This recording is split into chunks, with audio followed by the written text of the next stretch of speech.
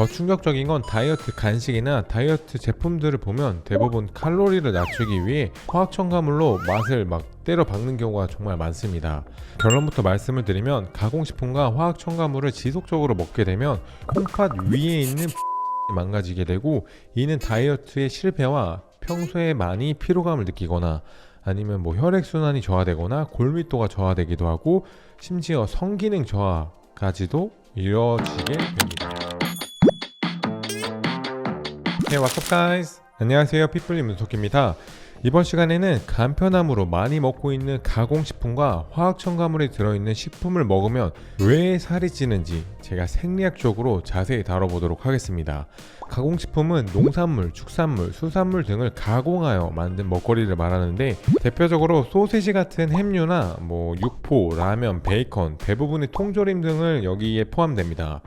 요즘은 가공식품도 건강을 생각한 제품들도 물론 나오긴 하지만, 이게 대부분의 가공식품들은 보존기간을 증가시키기 위해 어쩔 수 없이 화학 첨가물을 많이 넣거나 맛을 내기 위해 화학 첨가물을 많이 넣기도 해요. 더 충격적인 건 다이어트 간식이나 다이어트 제품들을 보면 대부분 칼로리를 낮추기 위해 화학 첨가물로 맛을 막 때려 박는 경우가 정말 많습니다. 물론 이게 가끔 먹거나 소량을 먹는 정도는 인체에 큰 이상을 주지는 않지만, 지속적인 가공식품과 화학 첨가물은 건강과 다이어트를 방해하는데 정말 큰 문제가 되기도 합니다. 결론부터 말씀을 드리면 가공식품과 화학 첨가물을 지속적으로 먹게 되면 콩팥 위에 있는 부신이 망가지게 되고, 이는 다이어트의 실패와 평소에 많이 피로감을 느끼거나 아니면 혈액순환이 저하되거나 골밀도가 저하되기도 하고 심지어 성기능 저하까지도 이뤄지게 됩니다. 이제부터 왜 가공식품과 화학 첨가물을 섭취를 줄여야 하고 콩팥과 부신에 어떤 악영향이 나타나는지 생리학적으로 쉽게 알려드릴 거예요. 가공식품과 화학 첨가물을 지속적으로 섭취한 분들은 운동을 해도 체중 감량이 더딜 수밖에 없는데, 이런 분들은 부신 피질 호르몬, 부신 수질 호르몬, 그리고 부신의 기능이 제대로 작동하지 않고 있을 가능성이 매우 높습니다. 부신 호르몬에 대해 이야기하기 전에 부신 호르몬을 분비하는 기관인 부신에 대해 먼저 알아볼게요. 부신은 우리 몸 안에 있는 콩팥이라는 장기 위에 위치하고 있는 내분비 기관인데, 이게 생명 유지에 정말 중요하고 콩팥과는 기능이 다르지만 콩팥의 기능을 돕는 역할을 합니다. 콩팥은 사람의 등 쪽에 좌우로 있는 두 개의 강낭콩 모양의 기관으로 몸속에 노폐물을 배출하고 대사작용에 필요한 미네랄, 전해질, 인체의 산, 염기, 항상성을 유지하고 조절하는 데 정말 중요한 역할을 합니다. 앞서 말한 콩팥의 기능들을 돕는 부신의 형태를 자세히 살펴보면 안쪽에 수질과 바깥쪽에 피질로 이루어져 있어요. 수질과 피질에서 분비되는 호르몬은 각각 다른데, 부신 수질은 교감신경계를 구성하는 한 부분으로, 수질에서 분비되는 호르몬에는 우리가 교감신경이라고 부르는 호르몬 또는 아드레날린이라고도 알고 있는 카테코라민계에 속하는 에피네프린과 노르에피네프린이 있습니다. 부신 피질 호르몬에는 크게 세 가지 호르몬이 있는데, 스테로이드 호르몬이 코르티솔, 알도스테론, 안드로겐이 있습니다. 여기서 부신 피질 호르몬은 뇌하수체에서 보내는 부신 피질 자극 호르몬의 영향을 받아 부신 피질에서 주로 분비가 됩니다. 부신 피질 호르몬들의 생성과 분비, 그리고 부신 기능에 변화가 생겼을 때 과연 어떤 신체적 변화가 생기는지 한번 다뤄볼게요. 부신 피질에서 분비되는 호르몬으로 코르티솔, 알도스테론, 그리고 안드로겐은 각각에 대해 차례대로 알려드릴 건데, 먼저 우리에게 잘 알려져 있는 호르몬이 코르티솔은 외부 자극에 빠르게 변화하는 스트레스 호르몬 또는 활력 호르몬이라고 두 가지로 불립니다. 코르티솔의 작용은 이전 영상에서 다룬 인슐린과도 깊은 관계가 있는데, 식사 직후나 단당류 섭취로 우리 몸 안에서 혈당이 빠르게 올라가게 되면 췌장에서 급히 혈당 조절을 위해 인슐린을 분비하게 되는데, 분비된 인슐린에 의해서 다시 혈당이 급격하게 떨어지는 저혈당 상태가 나타날 수도 있어요. 이때 혈당이 정상 수준 이하로 내려가지 않도록 조절하는 호르몬이 바로 코르티솔입니다. 콩팥의 구조를 함께 살펴보면 콩팥 안쪽에는 사구체라는 우리 몸속 노폐물 여과기가 있는데, 혈액이 사구체를 통과하면서 필요한 물질을 걸러내는 역할을 해줍니다. 하지만 우리가 물에 설탕을 많이 탔을 때 끈적함의 정도가 높아져 잘 흐르지 않는 것처럼, 혈액에 존재하는 당이 너무 많아 피가 막 끈적해지면 혈액이 혈관이라는 통로를 수월하게 이동할 수 없기 때문에 코르티솔이 혈당이 높으면 내려주고 또 혈당이 너무 낮으면 올려주는 역할을 하면서 콩팥의 기능을 보조해주는 역할을 합니다. 혈당 조절의 과정을 자세히 설명을 드리면, 우리 몸에서 혈당이 낮다고 감지했을 때, 뭐 예를 들어 스쿼트를 너무 많이 하거나 운동을 많이 했을 때, 아니면 밥을 너무 안 먹었을 때 부신에서 코르티솔을 분비해서 간에서 당이 아닌 물질들을 이용해 포도당으로 재합성하는 포도당 신생당합성이라는 과정이 일어나게 되고, 다른 조직에서는 당을 사용하지 못하도록 하면서 에너지가 필요한 근육과 조직에 당이 적절히 전달될 수 있도록 하는 기능을 합니다. 하지만 부신의 기능이 떨어지게 되면 코르티솔 생성이나 분비가 제대로 이루어지지 않기 때문에 체내 에너지 공급이 원활하게 이루어지지 않아 계속 피곤하고 기력이 떨어지는 현상이 발생하는데, 이런 현상이 나타나면 우리 몸은 빠르게 에너지를 충전하기 위해 단 음식이나 당을 섭취하도록 함으로써 에너지를 급속으로 보충하려고 합니다.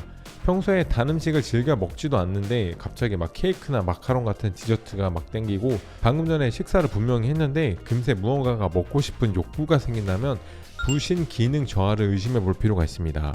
부신 피질에서 분비되는 두 번째 호르몬은 우리 몸의 미네랄, 전해질, 물, 그리고 혈압을 조절하는 알도스테론입니다.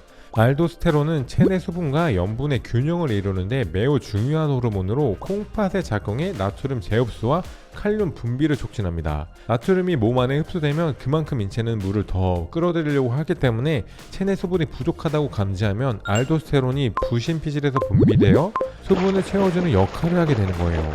부신이 제대로 작동하지 않아 알도스테론 호르몬이 적절히 분비되지 못하면 몸속 수분량이 감소하게 되고 콩팥으로 흐르는 혈액량이 감소하게 되는데, 그러면 콩팥에 충분한 혈액 공급이 되지 않으면서 혈액 안에 흐르는 전해질과 미네랄 또한 전달이 되지 않기 때문에 콩팥에서 전해질과 미네랄을 흡수할 수 없게 되어 원하는 대사가 어려워지고, 특히 뼈를 구성하는 데 중요한 역할을 하는 미네랄이 빠져나가 뼈가 약해지는 현상이 발생할 수 있습니다.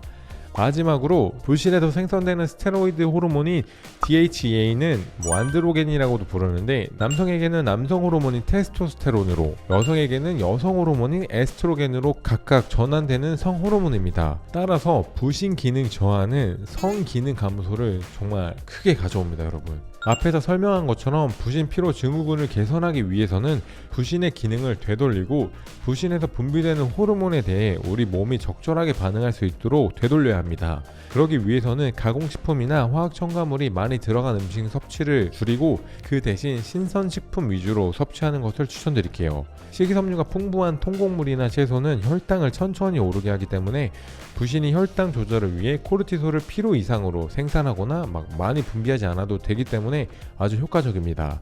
두 번째는 땀이 날 정도의 충분한 운동을 해줌으로써 혈액순환과 림프순환을 개선을 하고 교감신경계를 적절히 활성화시키는 방법으로 부신의 기능을 개선할 수도 있습니다. 마지막으로 성장 호르몬이 가장 많이 분비되는 밤 11시에서 새벽 4시 사이에 깊은 잠에 들 수 있도록 습관을 기르는 게 아주 중요합니다. 충분한 수면과 성장 호르몬 분비가 결국에는 우리 몸의 주된 에너지 충전기 역할을 하기 때문에 숙면을 위한 각자의 루틴을 찾아 습관을 들이는 것이 아주 중요합니다. 부신의 기능이 개선되면 아침에 일어날 때 느끼던 극심한 피로감 대신 개운함을 분명히 느낄 수 있을 거예요. 정리하자면 정상적으로 작동하는 대사 기능이 뒷받침되지 않으면 체중 감량과 근성장은 어렵게만 느껴지는 과정이 될 수밖에 없습니다.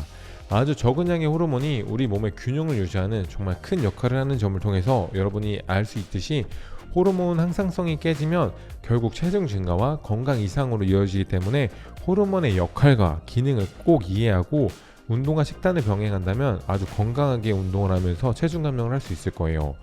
이번 영상에서 제가 다룬 코르티솔과 알도스테론 그리고 DHEA와 같은 호르몬이 체내에서 어떻게 생성되고 우리 몸에 대체 어떻게 작용하는지에 대해 조금 더 자세히 재밌게 공부하고 싶은 분들을 위해 WTPA 협회 생리학연구원 문나람 선생님과 함께 핏분리 운동 호르몬 생리학을 출판했으니 꼭 읽어보시길 바랄게요.